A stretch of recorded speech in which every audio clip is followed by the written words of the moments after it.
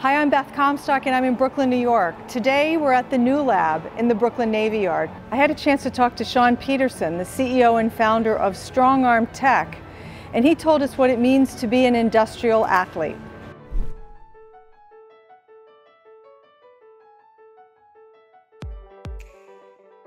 So who are you and what's your story?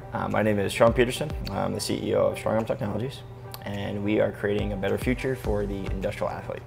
So I love this idea of industrial athlete. Well, who's an industrial athlete?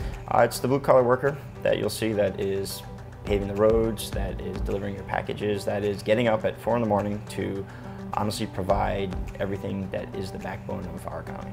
So what does StrongArm Tech provide to the industrial athlete? We create a universal data analytics platform that's driven by risk data that we collect from our proprietary IoT sensor. And we use that to provide interventions to reduce all sorts of injuries, specifically musculoskeletal, on our platform. So a worker goes to work and they have your system basically monitoring how they're working so that you can predict mistakes, not really mistakes, but you can predict injury, I guess, before it happens. Is that the idea? Yep, exactly. We are assessing the risks that these individuals go through throughout the day just doing their daily jobs. And we use our proprietary algorithms and our historical data and a lot of the partnerships that we have engaged with these clients in these high-risk areas to, like you said, predict the injuries before they happen. So what was the inspiration for StrongArm Tech? How did you end up in this journey? We really focus on this industrial athlete. We think it's an important portion of it. I had grown up actually in construction. My dad had passed away on the job, and we have all collectively as a team seen enough of these injuries that can quite frankly be avoided. We spend in America alone $250 billion a year in compensation claims and injury claims for things that really can be avoided in our opinion.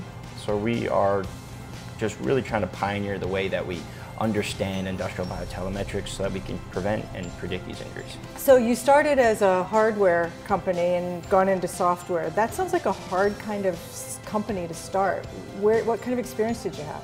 Sure, well, we're creating in an industry that deals with a lot of risk, so they're not exactly the highest paced when it comes to innovation, specifically around safety. So for us, it's really about educating and providing value constantly, and that's what really keeps us on our toes. We focus all of our value on the industrial athlete.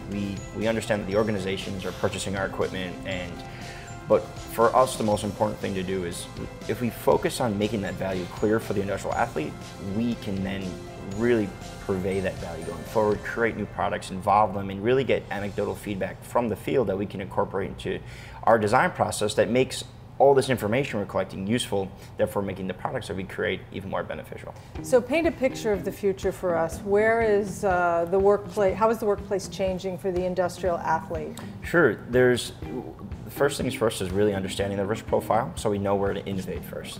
When we can understand, we can better share amongst those athletes risks so that you don't have some folks unjustly working harder than other folks and vice versa. Then what we do is we can really start to predict all the injuries that are happening and figure out piece by piece which injuries are affecting this world the most. And then we can start to innovate a little more accurately. So our exoskeletons, we started developing primarily off of historical data. Now we're going to allow the market to tell us specifically what type of injuries and what type of areas that we need to design for so we can provide innovations incredibly fast. We can, for instance, say that in a warehouse where individuals work 10 to 12 hours a day doing high-paced jobs, which equals 3,000 to 4,000 packages moved per day, we can create a solution specifically for them. We can create a solution that is lighter weight, we can create a solution that's hotter, we can create a solution that is really just told and tailored completely from this data that we create.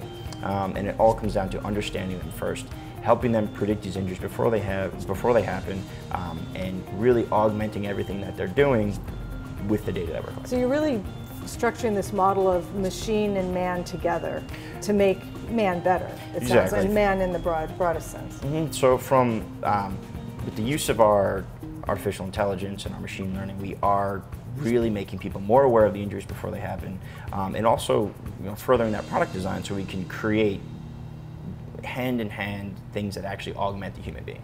Yeah, and it seems to me as you've built your business, you've been very focused on the personal dynamics, making the jobs better. You had the experience with your father, and you've now made it a mission. I mean, how important is that in starting a business to know what your mission is? It's really important to know who your customer is, and you know, it's one thing for the person that's paying for it, but it's the other thing for the person that's using it. So for us, all we want to do is create value that's clear, specifically in a very high risk area. We're a very young company, we're very innovative, very fringe. We need to be kept on our toes and kept in check all the time.